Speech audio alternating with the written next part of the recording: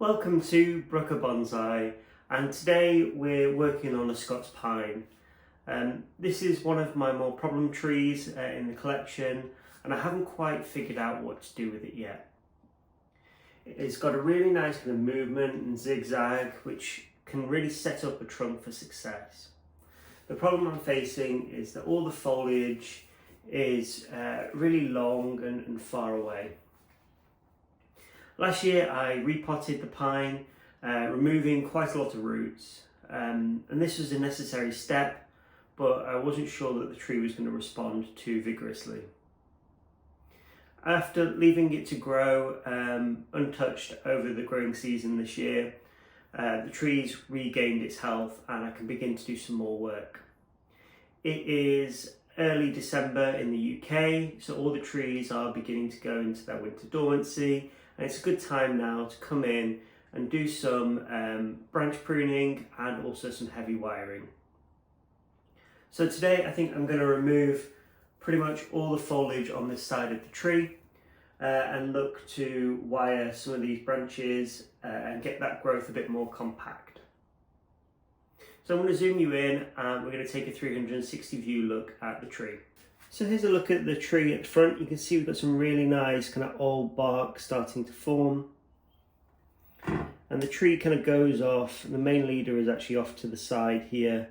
But I want to make sure that the branch and trunk line kind of follow this route and get some really nice zigzag movement. So here's the front of the tree. Coming around to the side. To the back of the tree. Back round to the side and to the front. So usually with Scots Pines, what I'd like to do is keep the wood and create gins. However, the branch that I'm probably going to remove today has got loads of chunky pieces coming from it, and it doesn't quite match the aesthetic of the tree. So I'm probably just going to remove those branches entirely. First, what I'm going to do is some winter maintenance. I'm going to come in and I'm going to remove any moss from the surface of the soil, and this will make sure that the soil doesn't stay too damp over winter when we get a lot of rain here in the UK. I'm also going to check the tree for insects or any pest problems, and it will allow me to get a better view of the tree and look at it from all angles before making a final decision. So you can see here we've got the makings of a really nice trunk, but if we're not careful and we don't remove the moss, this will cause all the nice flaky bark that's starting to form to rot and fall off, and we'll lose all that character. So not only is demossing essential for ensuring that the tree remains healthy, it also improves the longer term aesthetic of the tree. Scots pines really don't like too wet soil. They can really easily get root rot. They like a really nice dry soil base, so this kind of work is essential to ensure that the tree is healthy. Over winter, a lot of the roots will die anyway. That's just a natural part of the Scots pine life cycle, and it will grow them all again in spring. I've actually noticed that when I lifted this tree off the bench that there was lots of mycorrhiza underneath the pot on the surface of the table. So that's a really good indicator that the soil is nice and healthy and the tree has got a good environment to grow in. You'll notice that I'm removing all the moss from the surface, but also any leaves. I'm leaving pine needles. Because pine needles are hard for insects to digest, as opposed to the kind of the more broadleaf variety. So leaving them in the surface of the soil just adds a really nice layer of acidity that again also helps with the health of the tree. With the needles being so fine, it also doesn't present opportunities for insects to hibernate over winter like a broadleaf might. So this is also another reason why we can leave those needles on the soil. You can see there's a grub here in the moss. So I'm glad that I'm doing this work now, because those grubs will likely feed on the mosses, so the Scots Pines roots over winter, and again this can really weaken the tree. So that's the surface of the soil now all cleaned up. What I'd usually do next is come in and just remove some of these older dead needles, but I'm going to be removing quite a few branches today, so I'm going to come in and remove those bigger branches first before deciding whether I need to remove any needles. So if I come up the tree, we've got a really nice root base with some nice old bark starting to form. We've got a cut here that's starting to roll over and heal quite nicely.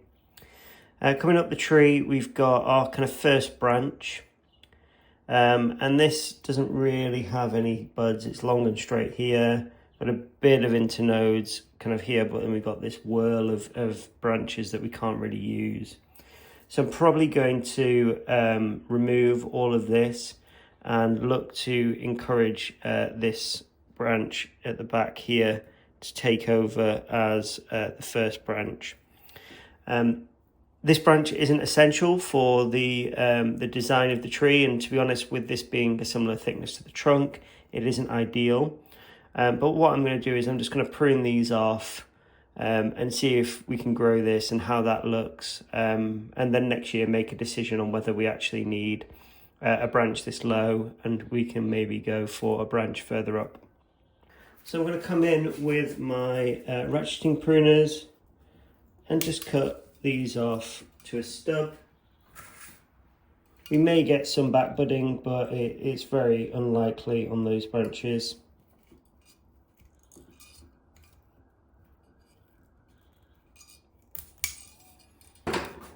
And then we're just going to leave that branch untouched this year and see if it develops and whether it's useful next year. Now I'm going to make sure I seal up this wound. With it being kind of winter time, it shouldn't bleed too much, but the more I can do to help the tree heal and save all that sap, the better. So for this I use a cut paste, which you can see here hopefully, and I just apply it quite liberally to the wound. I've had this cut paste for quite a few years. It really does last quite a while, and the trees seem to respond quite well to it. You can see on the cut paste here that I've done on this branch, it darkens over time and blends quite nicely in with the trunk. So now that we've got that first branch removed, we've got that small leader that we can begin to develop and see if we want it next year. We're going to work our way up the branch now to the next branch that we have here, and begin to think about what do we want to do with that. So this tree is living up to its namesake. It's being a problem. There isn't really much opportunities. We don't have any buds forming at all. The only bud we have is on the side here, and then everything is kind of towards the end. So we've got two choices. We can either prune off this tip and see how this develops, or what I'll probably do is wire this down here like this, so the tree still has the foliage, but with it facing down, it'll encourage these buds further back along the branch to grow. And then hopefully we'll start to get something form along here now that we've got a bit more light. So to do this, I'll just take some kind of old wire cutting, and I'm just going to wire up the branch. So it doesn't have to be pretty. We're not trying to win any awards. All we're trying to do is hold this branch in place so that over the growing season we can get some back budding. So you can see I've wired it kind of down the branch to hold it into place and just hooked it into the pond basket. This is another reason pond baskets are really good for growing trees like this. Okay, so we're coming now up the tree of our problem tree, and we have our leader here. So we've got kind of a left branch possibly coming in, depending on how that bud develops next year. We've got a right branch here with some buds really far out, and we'll hopefully see some back budding along the branch. The next thing we want to do is start thinking about a back branch so that we can build out the 3 dimensions of the tree. If we were just to have alternating branches left and right of the tree, it would look quite strange. So with the bud here, we've got an opportunity to create a back branch and then continue the leader going up the tree. What we're actually likely to do is keep the middle bud that's closer to the trunk as the trunk line, so that we're keeping these internodes nice and short. And I want to just wire this branch round so that we've got a back branch. I can see on the branch we've actually got a bud that's quite weak further up the branch, so hopefully if that develops nicely we can continue to use that as the back branch and remove the end off the branch later. So this branch, even though it's relatively straight, it's fine. It'll build interest as the tree grows. All we want to do is begin to add some bends to the tree a bit further up. I want to be making sure I'm not crushing any of the needles or knocking off any of the buds. These buds are quite weak still, which is why I'm not going to prune the branch. And we want to make sure that all the buds and needles that can contribute to the energy of the tree remain after this wiring. So we've got this wired up. We want to tilt the branch down so that our bud is now kind of facing up, and we're going to pull the back branch round and rotate it slightly so that the back bud is also facing upwards. So you can see now that the branch has got some really nice movement. We've got the bud at the back here that will extend, and then just to the back there's another bud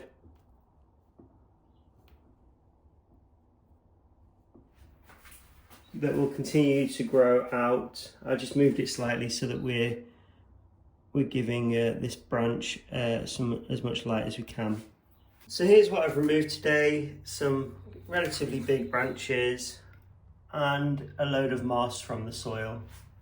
So that's the winter work on this problem Scots pine all done. We've cleaned up the surface of the soil and laid the foundations for next year's growth.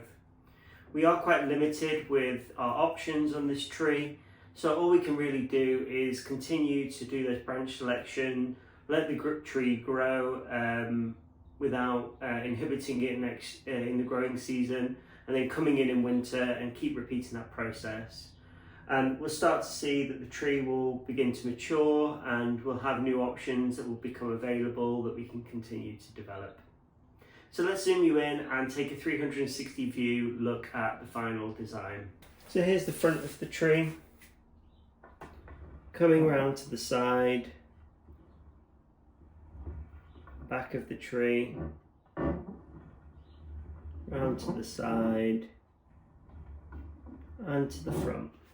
So the final step is to spray it down with some rose clear, and this will just kill any crawling insects on the surface of the soil.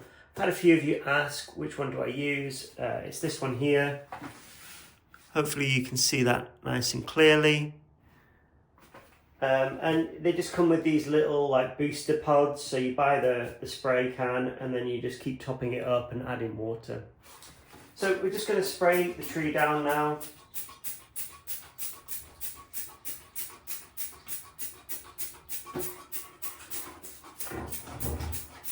From all angles.